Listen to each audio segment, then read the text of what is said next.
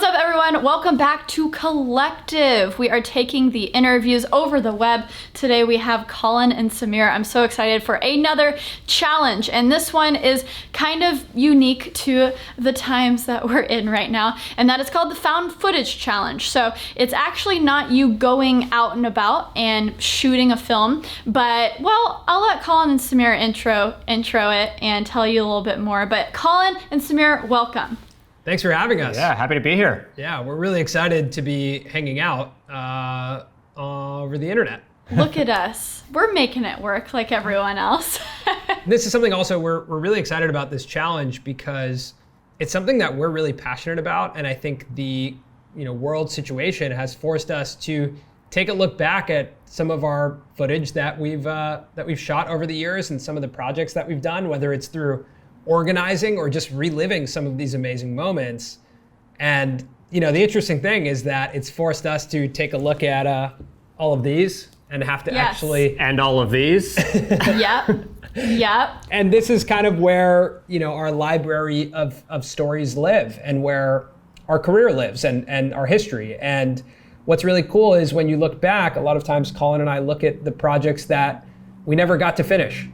Ideas that we had that were almost there, and then life got in the way. And it kind of gets at you the whole time. I'm sure you feel this way when you have a project that you took to like 95%, and then for some reason it just wasn't right all the way at the end. And you're like, oh, come on. And sometimes I feel like it's the most ambitious ones too, because I literally have two 30-minute documentaries that are just sitting on my hard drives. I never even started editing it, but because it was such a big project, I never started. So I almost feel like because this contest, again, is around a 60-second video, maybe because the final delivery is a little bit shorter, it's 60 seconds, maybe people will go for it, So give us a little bit more details on what you guys are looking for, and then we'll hop into who you guys are and your creative journey. Well, I think at a high level, the thing to remember here is that constraints create creativity. Or, to not use the same word twice, constraints yield creativity. The more constraints there are, the more creative you get with your story. So what the contest is we want you to find something on your hard drive, something that is a photo or maybe a video or an unfinished project, and then make a 60-second story telling us about that project. It could be why it wasn't finished, it could be the full story about it, or it could just be a funny moment that just didn't make the final cut. Even Colin and I were looking back, and there's a photo that we found from 2014 of me in a Superman suit on a green screen, and I almost didn't even remember this happening. Yeah. But it's something that happened, and there's a story behind it. Oh, that's so funny. And hopefully it'll make you feel like a little bit at peace with some of these projects that you didn't actually finish. That's the goal here, to feel like you accomplished something and you can kind of put these to rest finally. Maybe I might take a stab at this, because I went to Germany and filmed all this cool stuff at the LaCie factory. And I did interviews, cool. I did all of these things, but again, it's sitting on my hard drive. It's been almost 6 months now. So hey, I'm feeling a little inspired. I might take a stab at it. You just reminded me of a time where Colin and I were in Las Vegas at a really popular Thai restaurant. And because the line was so long, it was like an hour and a half to actually sit down and eat, we took out a camera and just started interviewing people in line about the Thai restaurant. Never saw the light of day, and we're talking maybe 5 years ago, but you just reminded me that it's on one of these drives. And it's actually like beautifully shot. We just happen to have like a really nice cinema cam with us, and we're like, oh, all right, let's just interview some people. Well, in line. you need to see if the restaurant is still going. Oh, maybe they have a they cool were so story. busy. I mean, it was like beautiful slow-mo of people inside eating and the dishes. I'm sure they would love to have a social post. Wow. Oh my gosh. Well, there you go. So many ideas come to mind. What is your judging criteria? What are you looking for? I mean, for us, we are all about storytelling. It's like narrative over everything else. You really can use any camera you want to shoot this. For us, storytelling is key. So we're going to be looking for the narrative that you tell within these 60 seconds. Now, because this is something that has so many constraints, what we also want to see is originality. Like, how are you going to paint this picture for us? How are you going to bring us into the world that we aren't familiar with, but that you have somewhere on your hard drive? And then, our other two criterias are cinematography, which I think is just like how you shoot it. And we don't want you to think in the direction of like, this has to be 4K or this has to be beautifully shot. If you look at the world today, people are telling amazing stories on TikTok. People are telling amazing stories on Instagram. So it's just really with about with their phones. Right? So I think it's about how you bring us into your world using the lens that you choose. Awesome. Amazing. So Colin and Samir, tell me a little bit about what you guys do right now. So we've had a extensive career with online video. We've been making videos together since 2012. Right now, we have a YouTube channel where we kind of break down and analyze trends that we see on social media and pop culture in these video essays. We kind of see them as mini docs. That's like a living, breathing version of what's happening in social media and getting to contextualize it through a documentary format. So for us, our background, we love documentary. I think it's also why this challenge is something that we're so excited about, because a lot of times when we're making docs or making the types of videos that we make on our YouTube channel, we're finding footage and then building a story around it. And so our background is in unscripted and documentary filmmaking, and then now we upload to our YouTube channel, our Instagram, and across different platforms, talking about what's happening in social media and pop culture. Y'all's YouTube channel is so cool, and you're always hanging out with people who are huge on YouTube, right? And collaborating with them, helping them behind the scenes. And I think a lot of times people see that and they're like, oh man, like they must have been in it or YouTubers since day one. But you guys have a pretty interesting story on how you got into the video space, and it involves some lacrosse. And I now know what that sport is now from talking to you guys. But tell me a little bit about that early video journey. I wonder how many people were thinking you were going to say the word lacrosse there. Probably not many. Probably not many. That came out of nowhere for a lot of people. So both of us got our start on YouTube because we actually both played lacrosse growing up in high school and in college. And when I got out of college, I was just getting into film for the first time and decided to make a mini documentary about my college lacrosse team. And I uploaded that to the internet, and it had like less than 500 views, but it elicited an email, and that email came from a guy named Samir in Los Angeles, and he told me, hey, I've started this thing, it's called the Lacrosse Network, we're a YouTube channel, we're dedicated to the sport of lacrosse, I think you should put your episodes on my network. So that's how we met, and we started working together. I was in Colorado, Samir was in LA, and then eventually he asked if I wanted to move out to LA and build the Lacrosse Network with him, and that was our beginning, uploading videos to YouTube all about lacrosse, and that was like our real early education about YouTube, was all around the sport of lacrosse. And there was something really interesting, like my vision was I wanted to have a TV network dedicated to the sport because I grew up playing and no one knew what it was. And I was like, I think there needs to be video. I think there needs to be storytelling around the sport. But of course, a 21-year-old kid's not going to get any time on television, nor did the sport was too small of a community to get time on TV. So taking it to the internet actually offered this opportunity at first to treat it like a TV network that had shows, and we did live games and highlights. But at some point, we both ran out of money and content ideas and opportunities when the season was done. And at that point, when Colin moved to LA, we just started filming ourselves with our laptop. Just like this, how you're watching it. And what we realized was that the biggest difference between having a TV network and a YouTube channel was that the audience could talk back and the audience could have an interaction with us, and we could be molding the content based on their feedback on a daily basis. And in 2012, when that was a pretty foreign concept to have, a YouTube channel, that was like a pathway to actually having a career.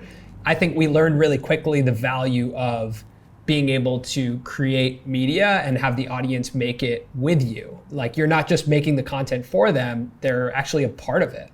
And that shaped us, that shaped our career a lot, is that realizing that the dream wasn't to have a television channel or to make a movie for a movie theater. It was to create content and have it evolve with the audiences that we built. So from there, we went on to, working with even more sports outside of lacrosse, which was really cool. Yeah, that's awesome. So lacrosse, the sports thing, what made you kind of pivot into the more mainstream YouTube internet space? What is it about it that you guys just fell in love with, wanted to do more of? I think honestly, we just fell in love with YouTube. Like we didn't really see that coming. Again, like we were thinking about it as a TV channel, and YouTube just took us by storm. And so I think 2014, 2015, you start watching all of these different creators and what they're doing. We were so inspired. And at the same time, we felt like we had really grown our skills in the lacrosse space. But we had so many interests, like in all types of music and film. So the thought was, let's pivot a little bit. Let's have our own channel where we can really just explore our creativity and make a video about anything that we want. Yeah, now mind you, in 2014, we did sell the company. And so we were part of a bigger sports media agency at the time. And at that time, we started working with athletes and brands, and we saw the world outside of lacrosse, all within sports. We started working with creators, like we produced some Dude Perfect videos, which was really fun to see like how massive creators were operating. But at the same time, we got to work with brands and networks and just see how big of a world this was, that it was all still so new. Even though we had been doing it for a couple years, it was so new, you were still convincing people to believe you that YouTube was a valuable place to upload. Right. And I think the desire for us, there's a little naivete in there about thinking, hey, let's just leave this thing that we've become successful in and just start again from zero. But it was just something that seemed so interesting to say, can we swim in a bigger pool of YouTube, and can we take these skills from sports that we've learned and just apply them to anything that interests us? I think we saw too, like in lacrosse and in sports in general, we were making videos that were being seen by professionals and all different types of people, and there was connecting us to them. We were meeting people, working with brands I think we could have never imagined working with. And it was just like, oh my gosh, YouTube is this crazy ticket to the extraordinary. What if we applied this to all types of industries? Mm-hmm. And that was the beginning of that pivot. Again, I don't know if we totally knew what we were in for, switching and like just saying, let's make videos about whatever we want, because it's not that easy. But that's where that inspiration kind of started. What did you guys see in the YouTube space that creators needed help with storytelling? Because a lot of the videos that you guys have produced are documentaries and mini docs, and it's not exactly, I wouldn't say linear at all. There's a lot of things going on. You're trying to tell a story that is much more than just a vlog. I mean, some of the things that you guys have done with Yes Theory, you watch these videos and you're like, what? Wait, how long did it take to make this? This isn't just like a dinky YouTube video. So I'm sure that has evolved greatly since the lacrosse videos to vlogging getting big, but now again, full-on documentaries are being produced for YouTube. And so why are you spending months on one YouTube video? So I think there is a constant desire to innovate and like disrupt. It was just so exciting to be young kids who were redefining what it meant to have a sports network. And then second is when we worked with athletes, it was probably the most exciting thing to pull their personalities out of conversation and then onto camera and help them build an audience and a brand. That when we look at creators and the opportunity, especially specifically, I would say the first doc we did was with Yes Theory. It was about a guy named Wim Hof and their trip to Poland. And when they showed us the footage, they asked us the question of, do you see anything bigger here than a 22-minute YouTube video or a 10-minute YouTube video? And we said, absolutely. And for us, it was this exciting moment that we always wanted to make a feature doc, but to think about the process and some of the guardrails and the red tape around the film industry and saying, what if we just, us kids here in Venice just made a documentary? And what if we screened it ourselves? And what if we uploaded it to YouTube? Do we then become filmmakers? Do we then live out that dream? Oh, that word, right? Filmmakers. Yeah. And that's like the elusive word of being on YouTube, right? And so that doc specifically, though, still operated like a YouTube video where we took 7 days to make it. Really? What? Yeah, and it's 48 minutes long, and it's now been seen by 10 million people. And wow. That, to me, was one of the most empowering things that we've done, because it taught us that really, like, through this new distribution, right, of social, you can really start to think about doing anything. And so that was a really powerful moment for us to learn that and to work with guys who are fantastic storytellers, have built a massive audience, but to pull something new out of their brand, to do their first entry into long form storytelling. It was a challenge, but that was really fun for us to innovate with them and innovate for the platform. Obviously, collaboration is such a big part of what you guys do. So kind of break it down for me. What does Colin do? What does Samir do? Maybe do you guys bring on freelancers? What is the production workflow? For something like that, obviously you already had the footage. So how do you break down all of that footage into an edit? Do you do more interviews? Break it down for me. Sounds exciting. Exhausting, but exciting. Well, should we talk specifically about maybe the Yes Theory doc? Well, I think we start with just on a day-to-day basis, what does Colin do and what does Samir do? Because maybe people don't necessarily know that. So basically how you could think about us is if you looked at like a typical filmmaking team, like I would be considered, I think, the producer and the director, and Colin would be considered the writer and editor. That's kind of like how we operate, but of course we do that across a wide range of projects. So a lot of things that are story driven, Colin takes the lead on. He's kind of like the creative director of the group.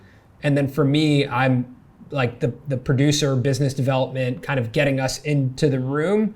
And then Colin's there to make sure that the storytelling and the style is pushing us forward and pushing us in a direction that we want to go.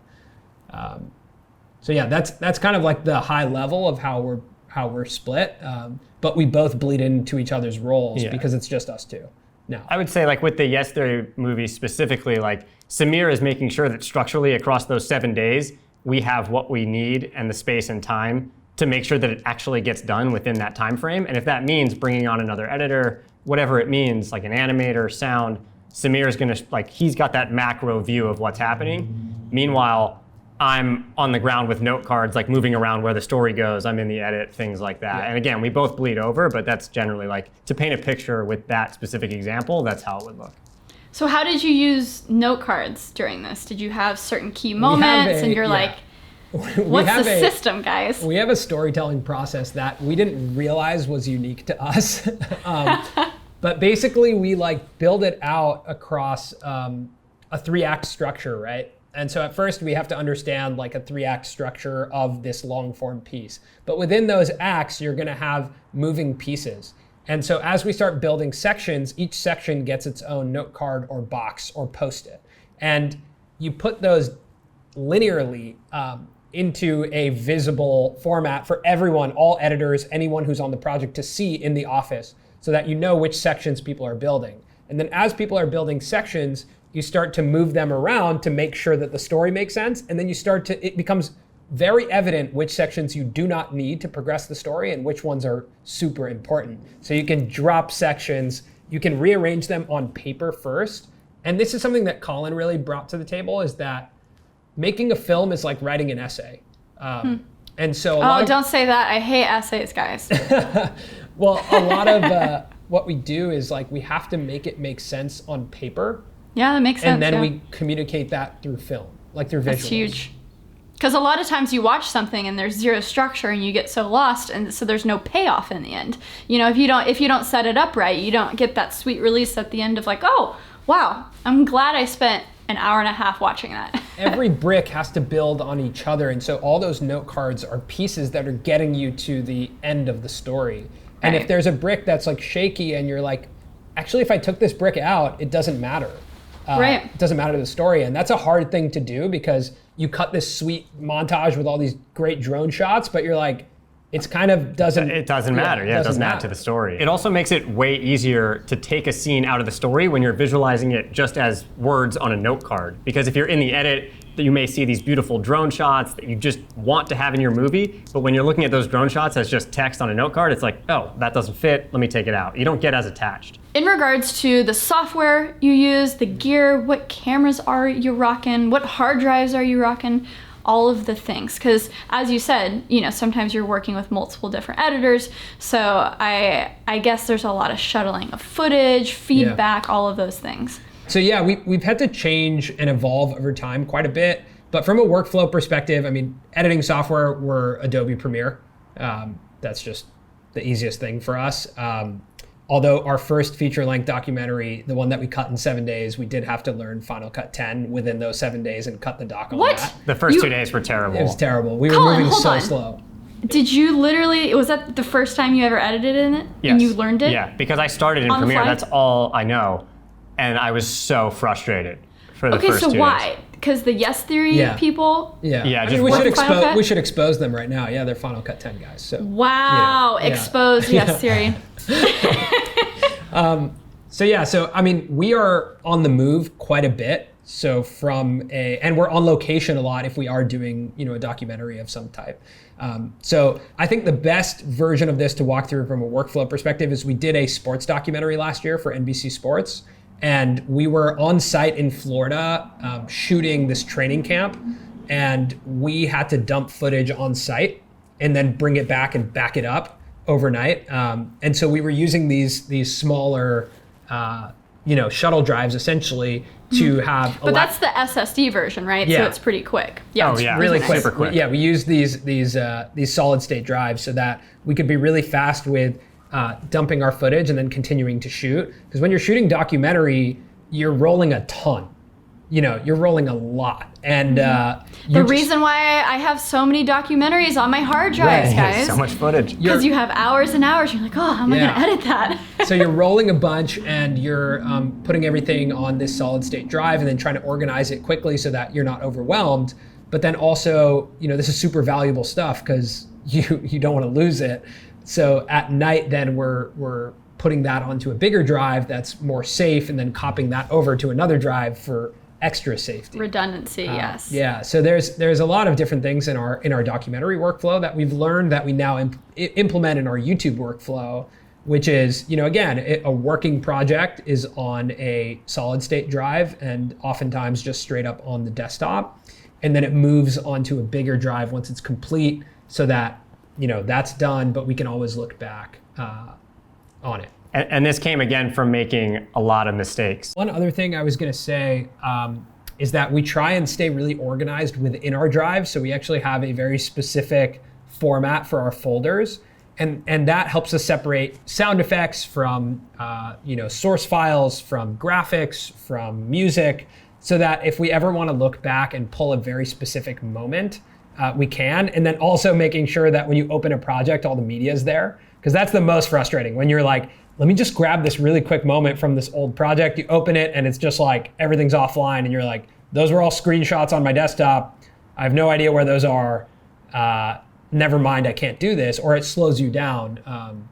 So yeah, again, because we work with so much found footage, old footage, stuff that we want to pull from when we're telling a story, we have to be organized so that we can pull. I have a very specific question for you guys because I've been juggling between workflows. When it comes to assets that you use multiple times, do you have a specific place on your desktop that you keep it there? Or do you literally say there's sound effects, music, graphics that you use multiple times?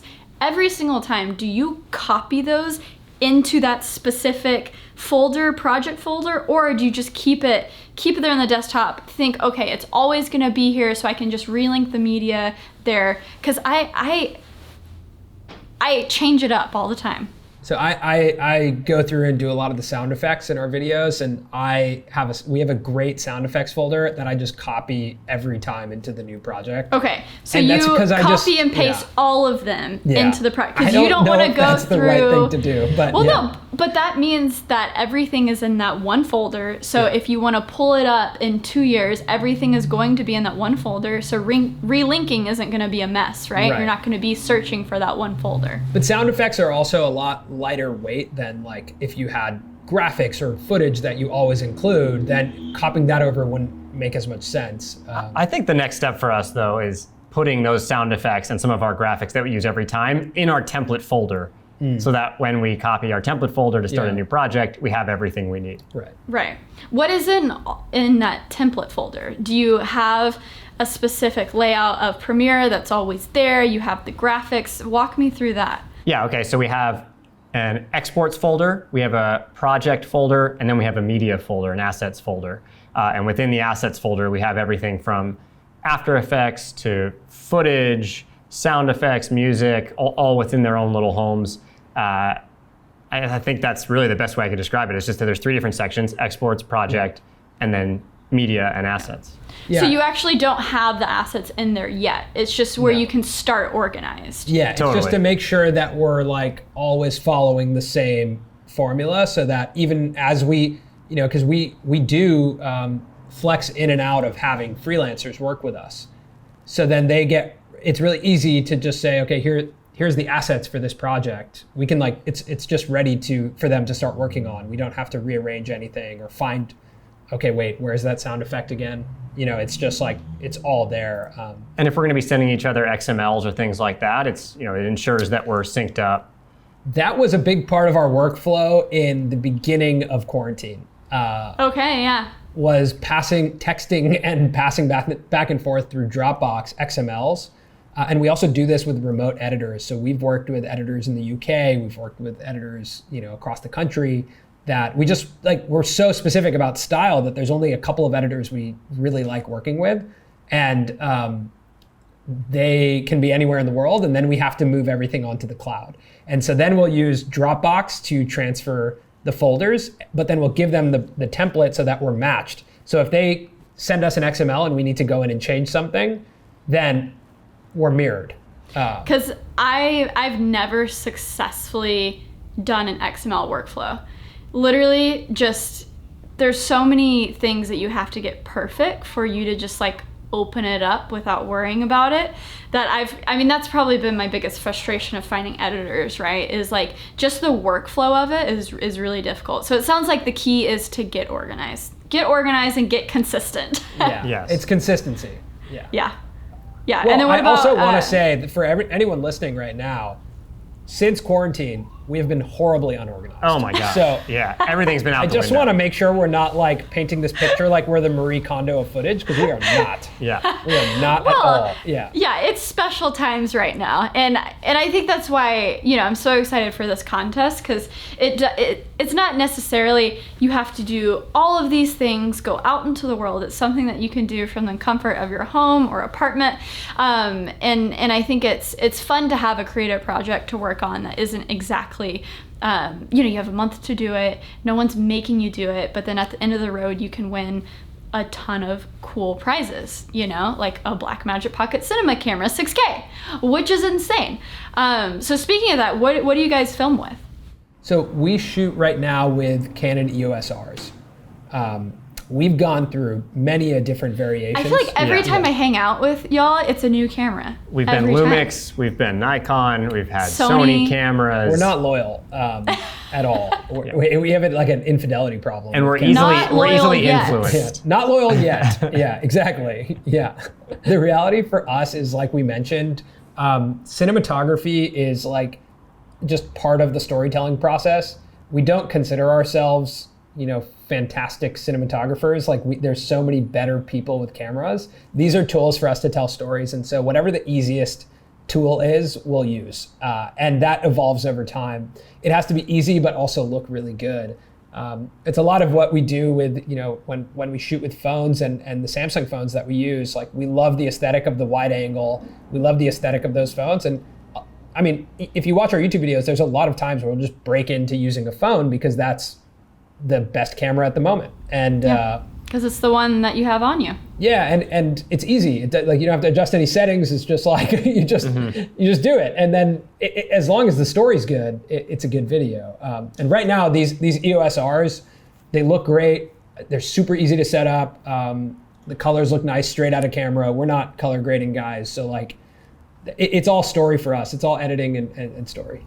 Definitely. The choice in between a cinema camera and a DSLR, a mirrorless camera, because last time I felt like you guys were rocking the FS7, right? The Sony. And so what are some advantages? Because I know with the FS7, you can plug in XLR audio straight into the camera. You can rig it up. Maybe that's better for documentary. So what makes you kind of bounce in between those two worlds? And what do you find the most helpful right now? The thing I love about the cinema camera, one, is just how big it is and how easy it is to hold. If you're going to be filming for a lot of hours, I love just being able to sit it right there. It just sits really well. And then also having that XLR audio. So you can have a lav mic on your subject, and you can also be capturing just sort of the audio in the room with the shotgun mic. Yeah, it's different tools at different times. Like when we shot our documentary for NBC Sports, we used an FS7 with a Canon 30 to 300 cine zoom lens, and the craziest lens we've ever worked with, the most expensive lens we've ever worked with, the most anxiety-inducing lens we've ever worked with. But the most anxiety-ridden deposit we've ever put down. The largest deposit we've ever put down at Adorama in New York, actually. But yeah, I mean, it's just project-based. Like sometimes you need to look like that, right? Like sometimes if you're making a documentary and you do want to set the tone of the type of film and that it is. And I think a lot of times for me, cameras dictate to the audience how distant they are from the subject. If it's a phone, you're going to feel really close. It's an angle that you're so used to and that you feel very personal with. If it's a DSLR, it's like one step, above. And if it's a cinema camera, it's the most distant. And so if you're filming an athlete and you want to make them feel sensational and superhuman, a lot of times you want to shoot them with a cinema camera. You want to make them feel like superhuman, cinematic, like an action hero. But I think when you're vlogging, you want to feel personal. And so I think a DSLR or a phone or a point and shoot creates this feeling that I'm in the room with you. And I think that's really important when you're setting the tone for your content. Yeah, I love that. What are you guys most excited about right now? What's on the docket? I think, honestly, the most exciting thing that we're working on right now is our online course. And the reason why is I think that I grew up studying film. I went to film school, but the opportunity to have a living, breathing, just like education about what's happening in the world. Like I would have loved to have in 2012 someone coaching me through what it meant to be on YouTube and what it meant to upload to social. And there was no one. I mean, actually, it was quite the opposite. Everyone that I told that's what I was doing was like, that's a terrible idea. And I think that right now the world's moving really fast, and the opportunity to kind of empower, encourage, and educate the next generation of storytellers to experience what we've gotten to experience and we still get to experience, where we tell a story, we share our ideas, other people get to have a conversation with us, we get to build a community, and then we get to have these amazing experiences. I mean, even like what we're doing right now, I mean, long before we met, we were watching you. And then through the fact that we started uploading more and started creating in a similar sector, we get to then sit down and have a conversation and do this contest together where we get to now empower storytellers to get a camera and tell their story.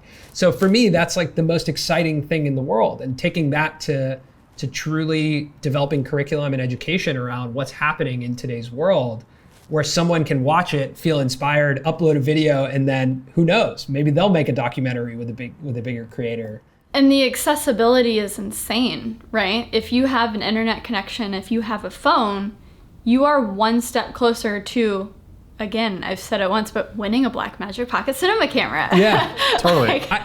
It's crazy. There's also something interesting about the fact that you don't need tons of viewership to have a life-changing experience. Like one single view can drastically change your life. My first video had less than 500 views. One of those views was Samir. And now I've been in LA, living here for 8 years, had all these experiences. And actually, Sarah, this is something we used to talk about a lot about you. Totally. Before we met you, is that there was a single view that kind of...